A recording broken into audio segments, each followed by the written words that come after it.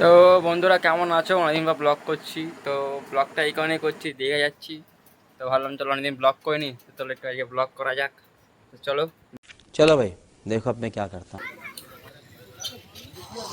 সব লোড হচ্ছে বাসের ভেতরে। মাল ছিল সব লোড করা কমপ্লিট হয়ে গেছে, এবার তো শুধু বাস ছাড়ার পালা।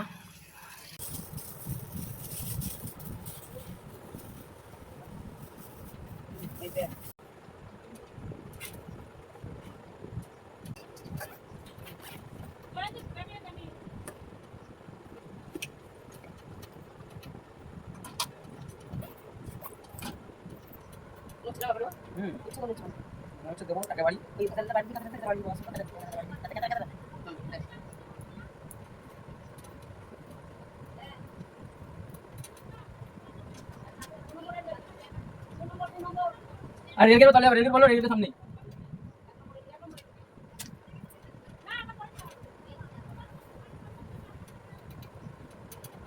তো ভাই দীঘা যাওয়ার জন্য রেডি হয়ে গেছি, সঙ্গে চালাপুলাকেও নিয়ে নিয়েছি। চালাপুন্ডা সব চালামুন্ডাগুলো দেখতে পাচ্ছ, চালামুন্ডাগুলোকেও নিয়ে নিয়েছি।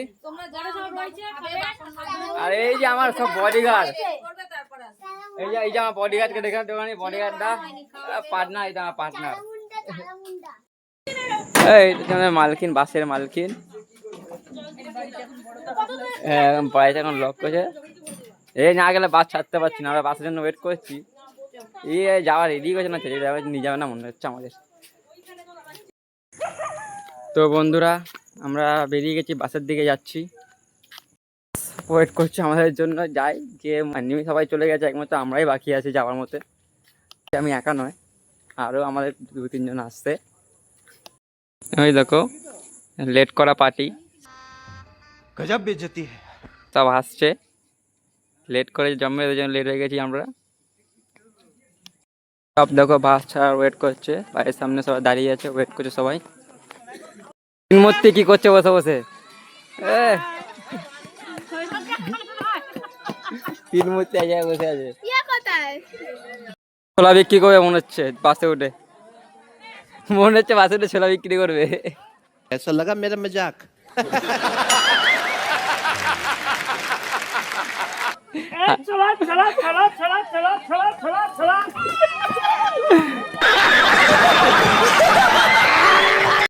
তার কিছুক্ষণ পরেই বাস ছাড়বে, বাস ছাড়লে সোজা কোলাঘাট, তারপর ওখান থেকে দীঘা। লাগাও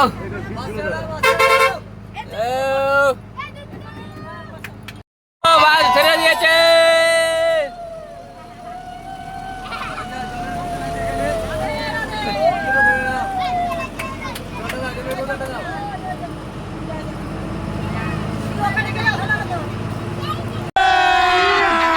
अभी मजा आएगा ना भिड़।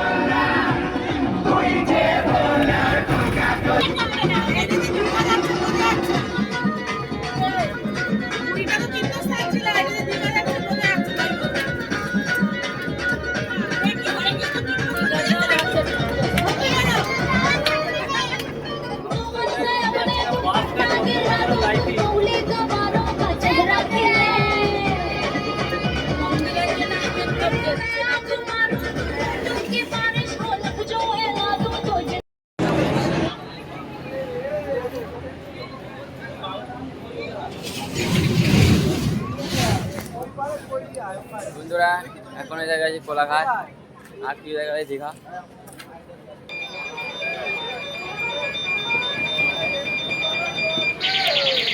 দেখতেই পাচ্ছ কেমন ভিড় আছে কোলাঘাটের মধ্যে।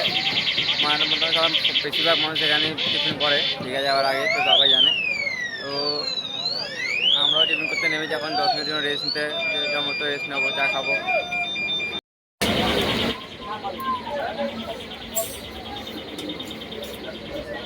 তারপর আমি আর আমার পার্টনার একটু চা ফা খাই। 10-15 মিনিট পর কোলাঘাট থেকে বাসটা ছেড়ে দেয় দীঘার দিকে যাওয়ার জন্য।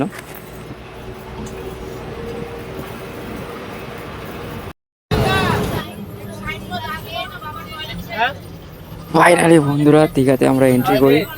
তো কারণ দীঘা গেট সামনে চলে আসা মানেই, টপকে যাওয়া মানেই যে এই দীঘাতে আমরা এন্ট্রি করে ফেলেছি। ফাইনালি চলে এসেছি দীঘা। ও এখন রুমের সামনে দাঁড়িয়ে আছি, এই দেখো রুম।